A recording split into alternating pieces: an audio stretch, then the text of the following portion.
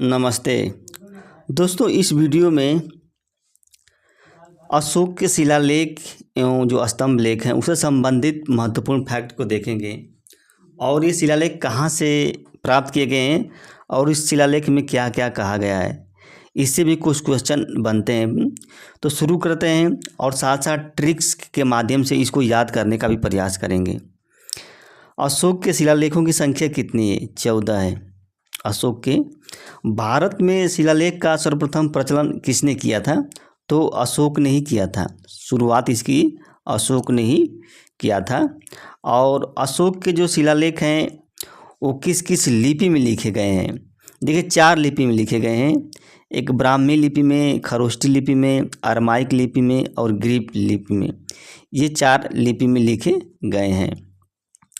और जो एक इसमें एक लिपि जो है वो दाईं से बाईं ओर लिखी जाती है, उसको खरोष्टी लिपि कहते हैं।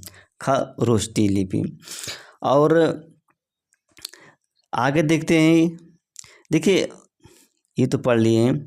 अशोक का जो प्रथम शिलालेख है, अब यहाँ पे ट्रिक के माध्यम से इसको पढ़ेंगे। अशोक का जो प्रथम शिलालेख है इसमें क्या कहा गया है? पशु बल की निंदा की गई है। अशोक का जो प्रथम शिलालेख है उसमें पशु बल की निंदा की। इसको आप कैसे ट्रिक से याद कर पाएंगे? देखिए ट्रिक से याद करने का मतलब है कि आप कोई भी फैक्ट अगर ट्रिक से याद करते हैं तो कुछ समय तक आपके मन में रुका रहता है, लेकिन अगर उस ट्रिक के माध्यम से नहीं याद करते हैं तो उसको कई बार रिवीजन करना पड़ता है, तभी जाके वो फैक्ट जो है आपके मन में रुकता है। तो प्रथम शिलालेख जो है इसको ट्रिक के माध्यम से याद करेंगे। तो देखिए उत्तर प्रदेश में अगर योगी सरकार बनी थी, योगी जी की, तो सबसे पहले उनका काम क्या था? जो पशु बलि था उस पर रोक लगा दी उन्हें गाय का जो वध हो रहा था उस पर रोक लगा दी। सबसे पहले प्रथम उनका काम में था। यानी कि प्रथम शिलालेख का में जो उल्लेख किया गया पशु बल की निंदा की गई है। और द्वितीय शिलालेख है, इसको ट्रिक के माध्यम से याद करेंगे। इसमें दो लोगों की बात की गई, एक मनुष्य की बात की गई है और एक पशु की बात की गई है। दोनों की चिकित्सा की व्यवस्था की बात की गई है दूसरे शिलालेख में, यानी कि मनुष्य या पशु। तो जो प्रथम शिलालेख है तो इसका मतलब जैसे प्रथम आपके मन में आएगा तो दिमाग में तुरंत आ जाएगा कि पशु बल की निंदा की गई है। द्वितीय जैसे आएगा एक मनुष्य एक पशु, दोनों की चिकित्सा की व्यवस्था की गई है द्वितीय शिलालेख में। और जो तृतीय शिलालेख है इसमें देखिए इसको याद करने के लिए आप एक ट्रिक लगा सकते हैं। देखिए भारत में कहा जाता है कि 3 पोस्ट है, डीएम, एक पीएम का पोस्ट होता है, एक सीएम का पोस्ट होता है। और ये तीनों पोस्ट क्या करते हैं? सिर्फ आदेश देते हैं। ये तीनों पोस्ट जो होते हैं सिर्फ आदेश देते हैं। यानी कि जो तीसरा शिलालेख है, तीसरे शिलालेख में क्या है? उसमें आदेश दिया गया किसको? राज्य के जो अधिकारी हैं उनको आदेश दिया गया है कि हर 5वें वर्ष पर अपने दौरे पर जाएं। इसमें कुछ धार्मिक नियमों का भी उल्लेख किया गया है जो तीसरा शिलालेख है। तो तीसरे शिलालेख में हर 5वें वर्ष में मतलब दौरे पर उल्लेखित है। तो इसको याद करने का सबसे आसान तरीका क्या है? बस आपको जाना है कि डीएम, पीएम, जो सीएम होते हैं ये सिर्फ जो होते हैं तीनों आदेश देते हैं। इसका मतलब क्या? तीसरा शिलालेख में आदेश की बात की गई है कि इनको जो अधिकारी हैं उनको आदेश दिया गया है। और जो चौथा शिलालेख है इसको याद करने का तरीका ट्रिक ये है कि देखिए चारों तरफ घोषणा की गई। किसके चारों तरफ घोषणा की? यानी कि चौथा शिलालेख जो चारों तरफ घोषणा की गई, कौन सी घोषणा थी? जो भेरी घोष के स्थान पर धम्म घोष की घोषणा की गई, यानी कि नीति को अपनाई गई। चौथा शिलालेख में भेरी घोष के स्थान पर मतलब धम्म घोष की नीति अपनाई गई। चौथे शिलालेख में ये बात कही गई है। तो इसका ट्रिक यही है कि चारों तरफ घोषणा की गई, यानी कि भेरी घोष को जगह पर धम्म घोष अपनाई गए। और जो 5वां शिलालेख है तो इसमें धर्म महामात्रों की नियुक्ति की बात कही गई है। धर्म जो महामात्र हैं कि अगर एग्जाम में आता है कि 5वां शिलालेख में किसका उल्लेख है तो धर्म महामात्रों के उल्लेख है। और जो चौथा शिलालेख में किसका उल्लेख है?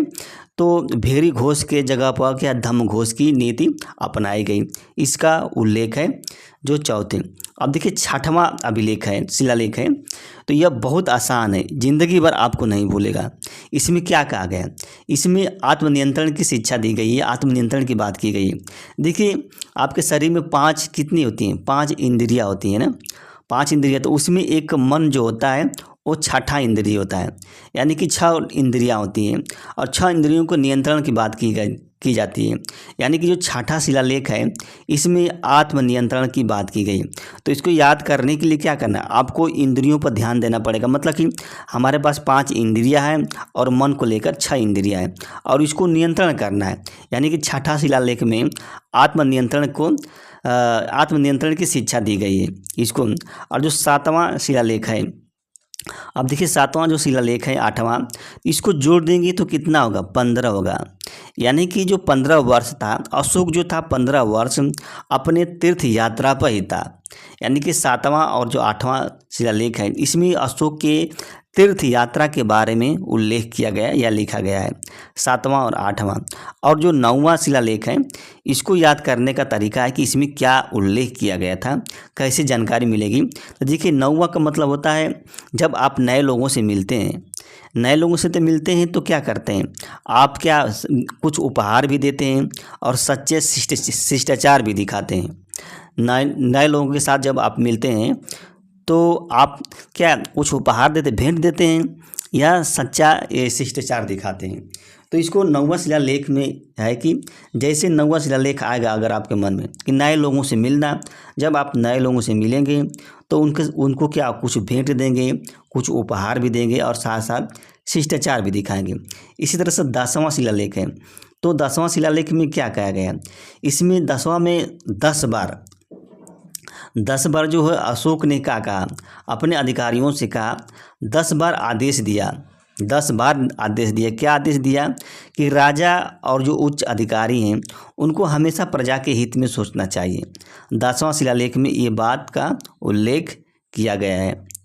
और जो 11वां शिलालेख है, देखिए 11वां शिलालेख में ये भी आपको नहीं भूलेगा।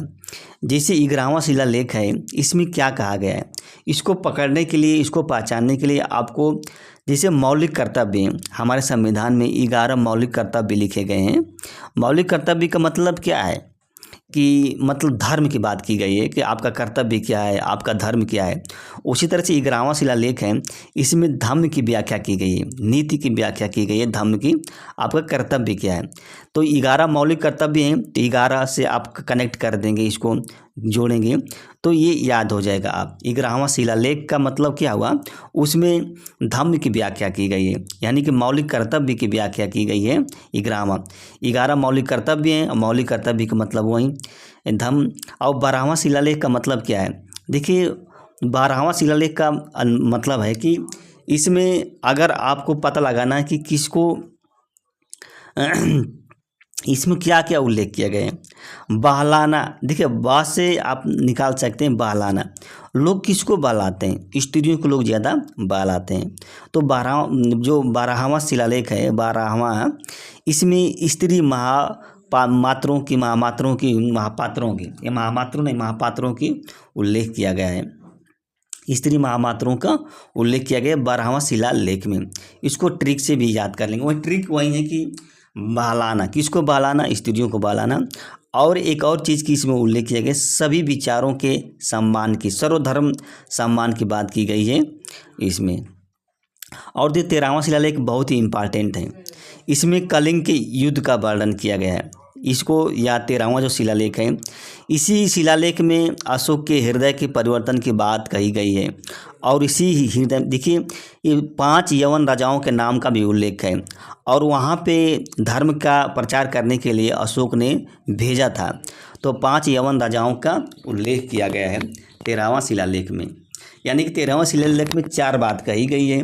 पहला बात कलिंग के युद्ध का वर्णन किया गया है और दूसरा बात क्या है? अशोक के हृदय के परिवर्तन की बात कही गई है। 5 राजाओं, यवन राजाओं की या पड़ोसी राजाओं की बात की गई है। और जो देखिए 14वां शिलालेख है, ये भी इसको याद करने का सबसे आसान तरीका है, ज़िंदगी भर नहीं भूलेगा, क्योंकि 14वां शिलालेख जो अशोक का लास्ट शिलालेख है। और देखिए जब जीवन में आता है कि जैसे कहते नहीं है कि एक गृहस्थ जीवन होता है, अब गृहस्थ ब्रह्मचर्य, पहला स्टेज क्या होता है, ब्रह्मचर्य होता है, दूसरा गृहस्थ होता है, तीसरा वानप्रस्थ होता है, चौथा संन्यास होता है, चौथा संन्यास होता है। यानी कि चौथे अवस्था में क्या बताया गया है कि आपको जो जीवन का जो अंतिम अवस्था है उसमें आप धार्मिक जीवन बिताइए, यानी कि आप संन्यास लीजिए, वानप्रस्थ हो जाइए, संन्यास बन जाइए। तो इसमें अशोक का जो अंतिम जो शिलालेख है उसमें भी यही बात कही गई है, धार्मिक जीवन बिताने के लिए बात कही गई है। तो आपको ज़िंदगी में ये शिलालेख नहीं भूलेगा कि इस शिलालेख में क्या कहा गया है। 13वें शिलालेख में ये इम्पॉर्टेंट है। तो अब इसके शिलालेख का जो स्थान है उसको भी जान जाते हैं, इसको भी कोड से याद करने का प्रयास करेंगे ट्रिक के माध्यम से।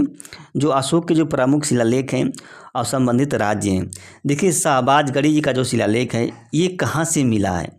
शाहबाज, देखिए ये पेशावर से, पेशावर जो कहाँ पे है, पाकिस्तान में। इसको याद कैसे करेंगे, देखिए शाहबाजगढ़ी है, नवाज, देखिए जो शाहबाज है ना ये नवाज शरीफ जिसे होता है, अभी जो प्रधानमंत्री उनके आगे कुछ शहबाज कर नाम लिखा गया है या शरीफ, यानी कि जहाँ शहबाज है, नवाज शरीफ या कोई शहबाज, तो नवाज शरीफ जो पाकिस्तान के हैं, नवाज शरीफ जो पाकिस्तान के थे, तो जितने शहबाज हैं वो सब कहाँ के, पाकिस्तान के हैं।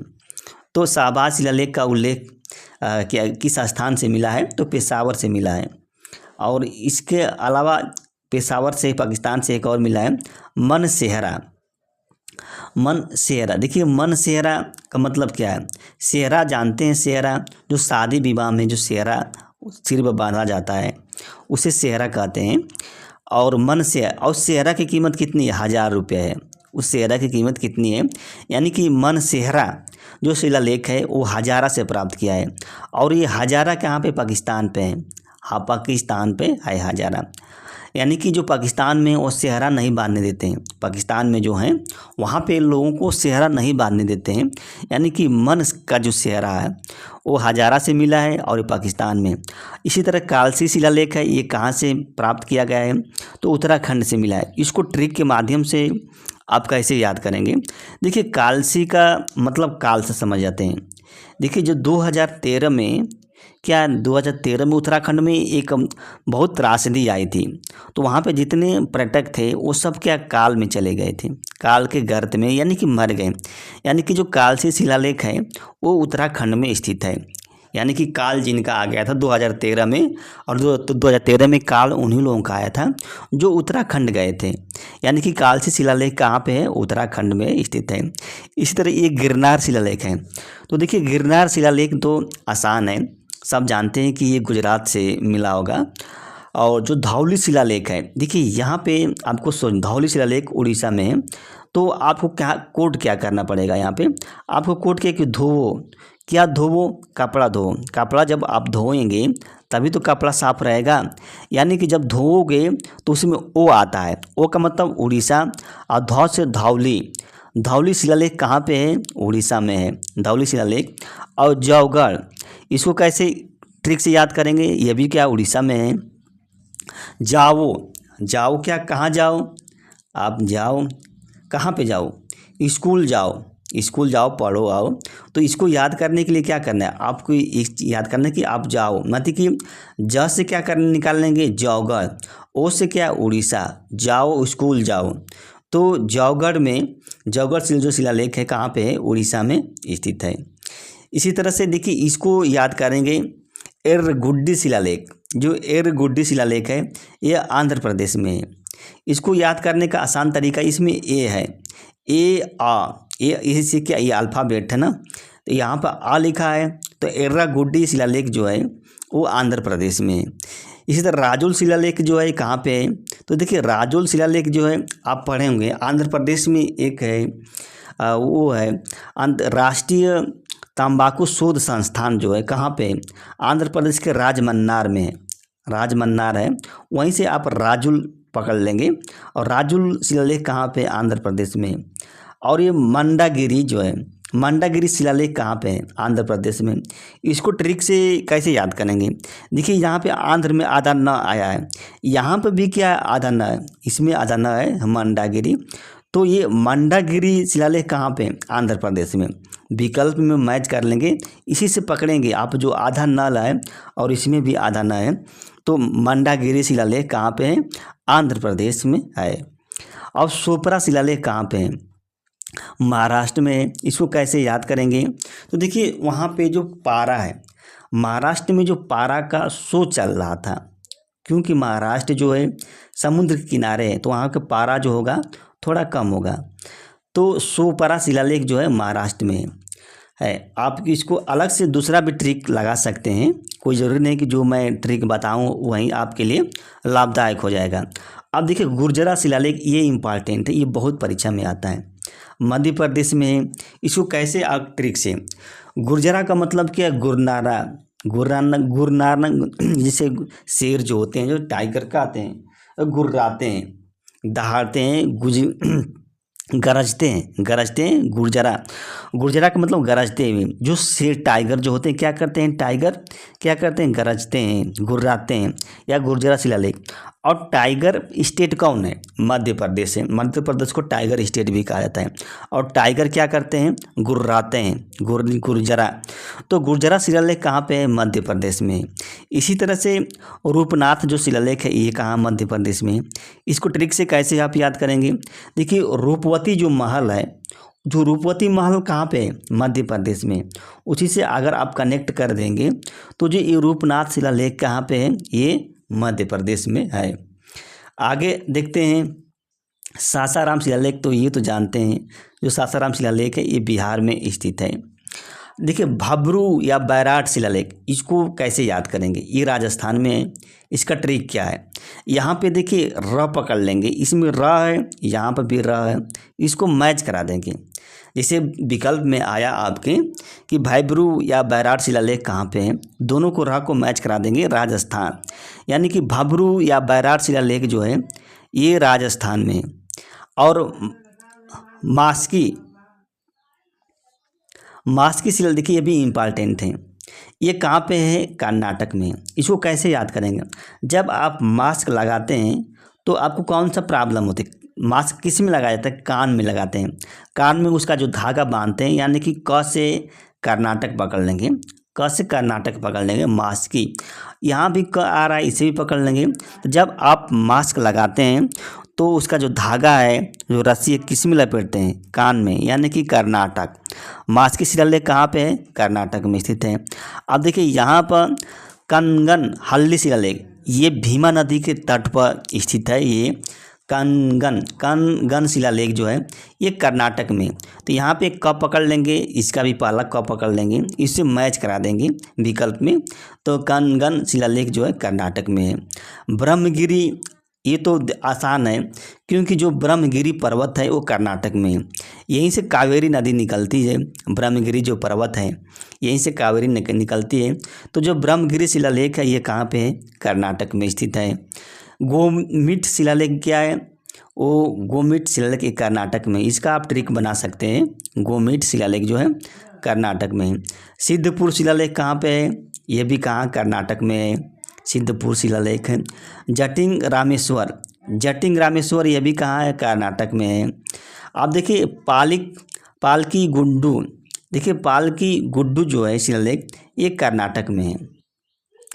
तो पालकी गुड्डू में आप क्या मैच करा सकते हैं? यहाँ भी क आ रहा है, इसको मैच करा सकते हैं, यानी कि कर्नाटक। तो पालकी गुड्डू का और ट्रिक आप बना सकते हैं, कोई दिक्कत नहीं है। देखिए अरावरा शिलालेख, बस लास्ट है। अरावरा शिलालेख जो है ये उत्तर प्रदेश में स्थित है, क्योंकि अरावरा जो बांध जो है कहाँ पे है? उत्तर प्रदेश में है। और वहीं पे ये शिलालेख है, स्थित है अरावरा शिलालेख। और सोहगावरा शिलालेख, इसको कैसे याद करेंगे? यह भी इम्पॉर्टेंट है। ये महास्थान है, और यह महास्थान का बांग्लादेश में है। आसान से आप याद सकते हैं कि सोहगावरा जो शिलालेख है वो बांग्लादेश में स्थित है। तो जो सोहगावरा शिलालेख जो है ये जो बांग्लादेश में है, आपको ट्रिक के माध्यम से आपको याद करना है कि वहाँ पे एक गौरी देवी हैं, उनका एक पुत्र हुआ या पुत्री हुई तो सोहर गा रहे थे। गौरी देवी का सोहर गा रहे थे उनके पुत्र पर, यानी कि गौरा शिलालेख कहाँ पे है? ये बांग्लादेश में है, महास्थान पर। इसी तरह से सार ए कुना से, ये भी बहुत ही इम्पॉर्टेंट है। एक कंदहार अफगानिस्तान में या अरमाइक और खरोष्टी लिपि में लिखा गया है। ये जो शिलालेख जो है ना, सारे जो किना लिखा है, यही एक शिलालेख है जो 2 लिपियों में लिखा गया है, खरोष्टी और अरमाइक लिपि में लिखा गया है। सार ए कुना अफगानिस्तान में है। इसको आप कोई ट्रिक बना सकते हैं। सार ए कुना का या तो देखिए, या तो आप ट्रिक बनाइए या तो आप रिवीजन कीजिए। रिवीजन दोनों से आप पढ़ाई करेंगे तो बेहतर रहता है, क्योंकि ट्रिक अगर अच्छा ट्रिक बन गया है तो मस्तिष्क में कुछ लंबे समय तक वो फैक्ट जो होता है रुका रहता है। आप उससे किसी फैक्ट को, ट्रिक का मतलब क्या होता है, किसी फैक्ट को आप क्या करते हैं, कनेक्ट ही करते हैं और कुछ तो करते नहीं हैं। जब कनेक्ट हो जाते हैं, एक बार सही से कनेक्ट हो जाता है तो आप उसको आसानी से भूल नहीं सकते हैं। तो अगर मान लो ये वीडियो अच्छी लगी तो इसको लाइक कीजिएगा और हमारे चैनल को दोस्त सब्सक्राइब भी कर दीजिएगा। धन्यवाद, नमस्ते।